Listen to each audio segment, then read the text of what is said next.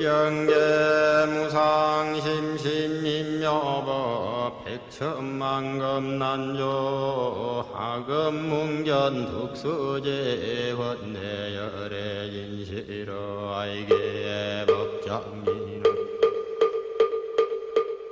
오엄마라나 9. 수행자와 여인. 아난다는 부처님께 여쭈었다. 부처님께서 열반하신 후 아직 가르침을 받지 못한 세상 여인들을 출가 사무는 어떻게 대해야 합니까? 서로 마주보지 마라. 만약 서로 마주보게 된다면 어떻게 해야 합니까? 더불어 말하지 마라. 만약 더불어 말하게 된다면 어떻게 해야 합니까? 스스로 마음을 다잡아라. 아난다요. 너는 열애가 열반한 뒤에 보호할 사람이 없어 혹시 닦아 얻은 것을 잃지 않을까 하는 그런 걱정을 하지 마라. 내가 지금까지 말한 교법과 계율이 곧 너를 보호하고 또한 네가 의지해야 할 곳이다. 오늘부터는 비구들에게 사소한 계율은 버리고 윗사람과 아랫사람이 서로 화목하여 마땅히 예절을 따르라고 일러라. 이것이 출가한 사람이 공경하고 순종할 법이다. 장하함, 유행경.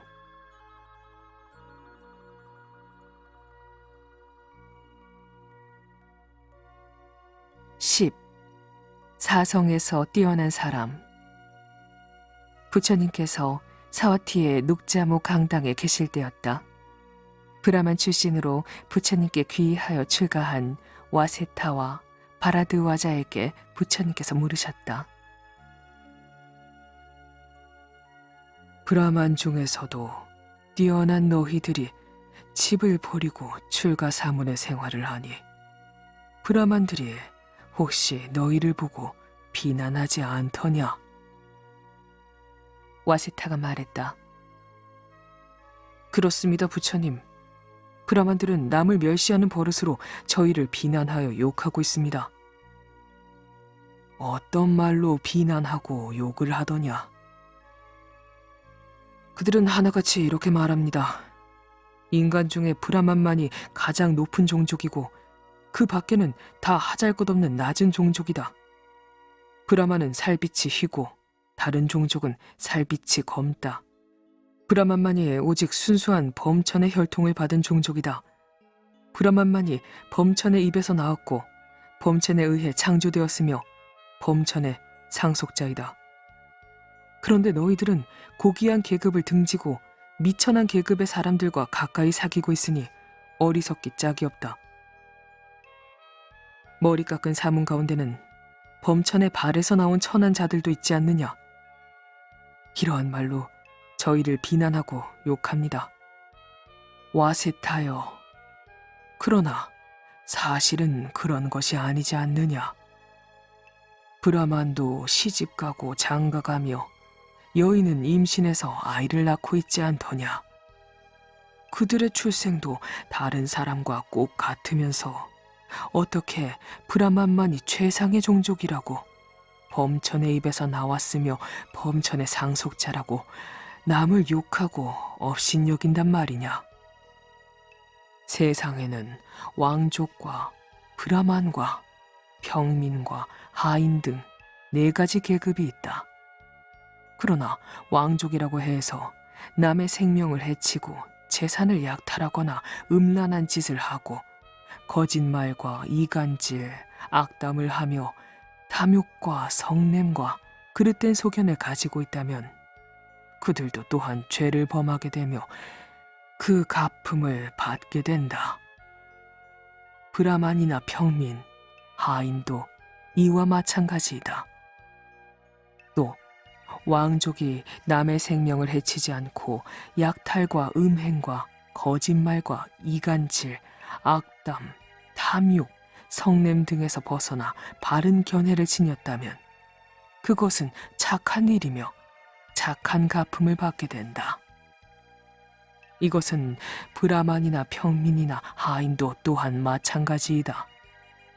그런데 브라만만이 최상의 종족이요 나머지는 미천하다고 주장하는 것은 지혜로운 사람으로서는 받아들일 수 없는 일이다.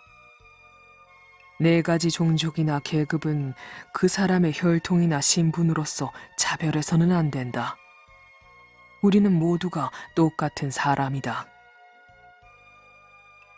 누구든지 번뇌가 없어지고 청정한 계행이 성취되어 생사의 무거운 짐을 벗어버리고 완전한 지혜를 얻어 해탈의 도를 이루었다면 그 사람이야말로 사성 중에서 가장 뛰어난 사람이라고 할 수 있을 것이다. 왜냐하면 진리만이 이 세상에서 가장 높은 것이기 때문이다. 그 태생이 다르고 이름이 다르고 성이 다르고 가계가 다르더라도 너희가 출가하여 집을 버린 수행자가 되었을 때 저 브라만들이 너희는 무엇이냐고 묻거든. 우리는 샤꺄족의 자손이다. 샤꺄무니의 진정한 아들이다. 우리는 그의 입에서 나왔으며 법에서 났으며 법의 상속자이다 라고 대답하라.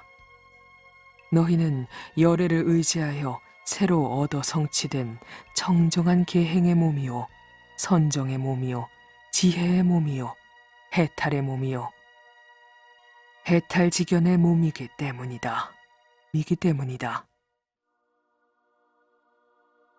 장아함 소연경 10일 사문의 과보. 부처님께서 많은 제자들과 함께 라자그리하의 신이인 지와가의 소유의 암바동산에 계실 때였다. 마가다의 아자따 사또왕은 4월 보름날 밤에 몸과 마음을 깨끗이 하고 궁전 누각에서 밝게 떠오르는 달을 바라보고 있었다. 그는 곁에 있는 신하들을 돌아보며 이 밤에 덕이 높은 사문이나 브라만을 모시고 설법을 들었으면 좋겠다고 했다. 이때 지와가는 마침 부처님께서 1250명의 제자와 함께 암바동산에 와 계시니 부처님을 모시고 법을 들었으면 좋겠다고 말했다. 왕은 지와가의 말을 듣고 곧 암바동산으로 갔다. 왕은 부처님께 공손히 예배드린 후 이렇게 여쭈었다. 부처님, 이 세상 사람들은 여러 가지 기술과 직업을 가지고 있습니다. 그들은 그 보답을 받아 부모 처자를 부양하고 자기도 안락을 누립니다. 그런데 출가 수행하는 사문이나 브라만은 현세에서 어떤 과보를 받게 됩니까? 부처님께서 말씀하셨다. 여기 왕을 섬기는 한 사람의 종이 있다고 합시다. 그는 왕을 위해 부지런히 일을 할 것이요. 아침 일찍 일어나 밤늦게 자며 얼굴빛을 부드럽게 하고 말씨도 공손히 하여 왕의 비위를 거스르지 않으려고 항상 애를 쓸 것이요. 그러다가 어느 날 문득 생각을 돌이켜 출가를 합니다. 머리를 깎고 가사를 걸치고 몸과 말과 생각을 조심하고 변변치 않은 음식과 의복에 만족하며 세속을 떠나 고요한 숲에서 살게 될 것이요. 이때 어떤 신하가 숲에서 수행하고 있는 예전의 종을 보았다고 왕께 전하는 말을 듣는다면 그 사람에게 예전처럼 돌아와 시중을 들라고 하겠소. 그렇게 할 수는 없습니다.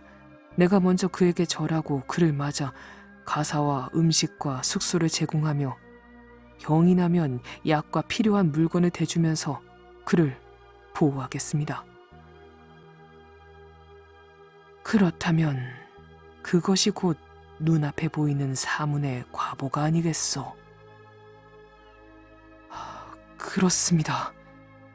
그것은 분명히 눈에 보이는 사문의 과보입니다. 기가 니까야. 사만야 팔라숫다.